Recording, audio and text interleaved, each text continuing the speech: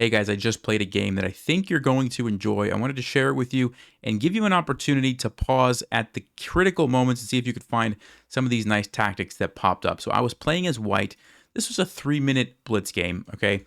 And we had a Sicilian. I did play my bishop to b5 check line. As you guys know, I like to play this a lot, and I'm pretty comfortable with these lines. So knight to d7, and depending on where the knight goes, or if they block with the knight or the bishop, I should say, determines how I proceed. Whenever I see knight to d7, I always play d4 right away because normally they take, I want to take with my queen, but then I have to worry about knight to c6 in some cases. But when the knight's here, you don't have to worry about it. And so this is a very good time to play d4 right away. And that's what we see. And I do get my queen on this aggressive central square. Okay, great. a6 to attack my bishop. And usually I am going to give up the bishop for the knight. And part of the reason that I do that is I don't want to lose time. So if you imagine if I start going back and then black plays b5 and then I have to retreat, and all of a sudden black is getting all these moves for free. So when I trade, it forces them to recapture and then I can continue developing. So that's why I decided to go ahead and take it, bring the knight out, bring the bishop to g5, and then I castled queenside. So basically just trying to develop and castle as quickly as possible. And that's kind of the idea. And then I could start looking for opportunity to attack my opponent, okay? And that's what we're going to see here in just a minute. So queen to c7. And the first thing that I noticed was it's a free pawn. Now, sometimes you have to be careful if the bishop has a nice follow-up. But in this case, I'm also going to be attacking the rook. And so I thought, okay, that looks like that's what I should play. So I did go ahead and take the knight and then the pawn. And black has to deal with the rook. So rook to g8. And again, I'm looking for opportunities to attack. So if you guys would like to pause, if you look at this position, what's something that I could do to make a threat on my opponent's position? All right, well, if you had a chance to look at that, the move that I came up with, and Stockfish agrees on this one, is knight to g5. And what I'm doing is looking at this f7 square as well as the h7 square. Both of those are now targets for me. This one obviously is the major threat, but this is also a free pawn. And a good thing about this as well is that black's king cannot castle. Remember, you can't castle through a check. So the king is kind of stuck there. This is a very serious threat, okay?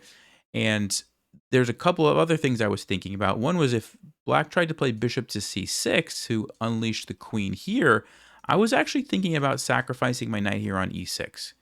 And the idea was that after this captures, there is a fork where I'm going to be picking up black's rook. Okay, so they have to block, then I take this, right? So very, very nice position for me and very tricky for black to defend. So they played rook to g7, which I think was the best move, just defending both of those pawns. The problem is it's pretty awkward for black because if you look at the rook, it's now being attacked by my queen, being defended by the bishop. But what does that mean? Well, it means the bishop can't move, right? If you try to move your bishop here, then you lose your rook. Also, I already talked about it. The king can't castle because the queen is covering the square. So you can't move your king. You can't move your bishop. You can't really move the rook because the rook is defending. Notice how black's pieces are starting to get tied up. That being said, we have to come up with a move. So what do you think I played in this position? And by the way, my move was not Stockfish's move, but I want to see what you guys think. So go ahead and pause. What would you play in this position? All right, well, if you had a chance to look at that, I'm going to go ahead and show you what I played was knight to d5. Now, you can see the little question mark there. Stockfish does not agree with that. But here's the thing. The point is that I'm, first of all, attacking the queen. That's great. The other point, though, is that if black tries to take my knight, I was actually going to be very happy with this. Why would I be happy with that? Well, I've talked about it many times. If you can get a rook lined up on your opponent's king before they can castle, 9 times out of 10, it's very good for you, right? Even in this case, at the cost of sacrificing a piece, okay? And how is black going to stop this from happening? The answer is it's not easy to do. Stockfish says the best thing is queen to d8, but then I'm going to bring the rook over with check, and Stockfish says the best thing you can do is just give back the piece, okay? Which is probably not a position that black really wants to be in. All right, so you can see the power of that.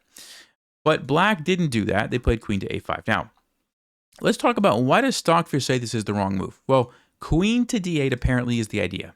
And what black is doing here is saving the queen, obviously, but more importantly, they're forcing a queen trade.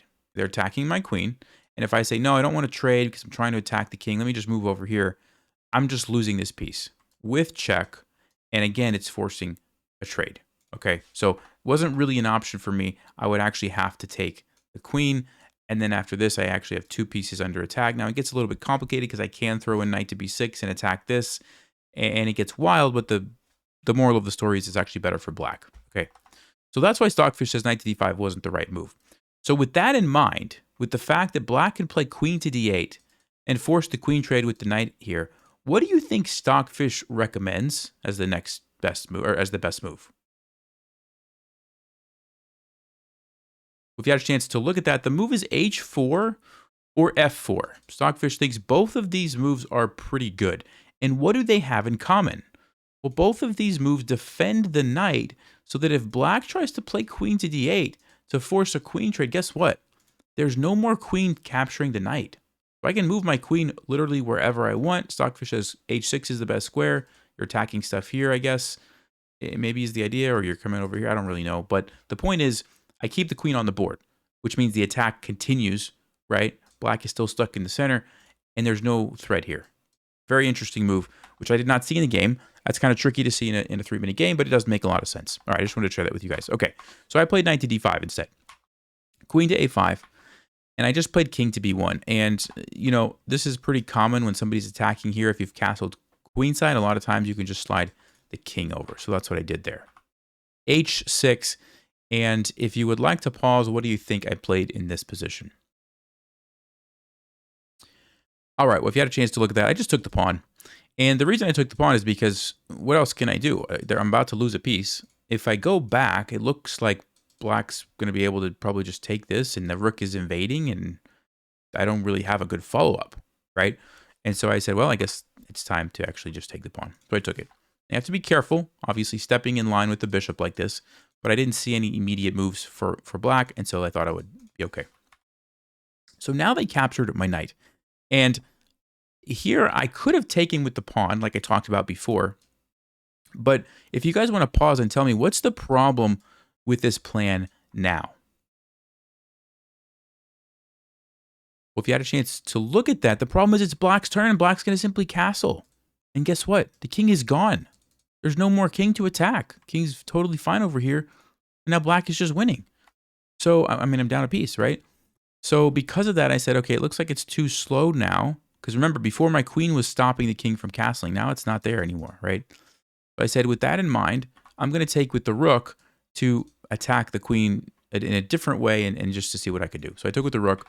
They retreated. And I was actually happy to see this because they can't castle anymore. They blocked it themselves, right? So I was happy to see that. And I played knight to h7. What I'm doing here is threatening to come in here with check. Also threatening the bishop if this rook ever tries to leave. Let's just say rook to g6, coming in with checkmate. And so again, we see this idea of black's kind of tied up. You can't play bishop e7 to stop this because you lose your rook. You can't really move the rook because you get checkmated. It's kind of hard for black to find a move, okay? They played bishop to e6. And if you'd like to pause, what do you think I played here? All right, well, if you had a chance to look at that, I just played rook to e1. And what I'm trying to do is activate as many pieces as possible, but at the same time deal with the threat on my rook. And so by playing rook to e1, I'm sort of planning ahead. You say, you know what, if black wants to take this, fine. But when I capture back, guess what? Now we have the situation that I mentioned earlier where I've unleashed the rook. Now, Stockfish actually says black can survive. They can play here and run away. And even after knight f6 check, they can, I guess, just run to this side of the board and they're okay. But it still gets a little tricky. Queen to h4. My queen's coming over now. You know, the rook and the knight are very active. This bishop is stuck. It's a wild position. Probably not good enough to sacrifice a rook, but it's a blitz game, and I was going to be pretty happy with that. However, black decided, no, you know what? I'm not going to take that, and they sacrificed the rook. So, okay, here we go. I took this. They captured. Now, I guess they felt like, okay, I've gotten rid of the annoying knight. Now I can get away with it. But again, I was still pretty happy. You know, whenever I see this, I'm always feeling good about my position. Okay. King goes here, which allows me to take here. Big mistake there. Stockfish says they needed to play bishop to e7.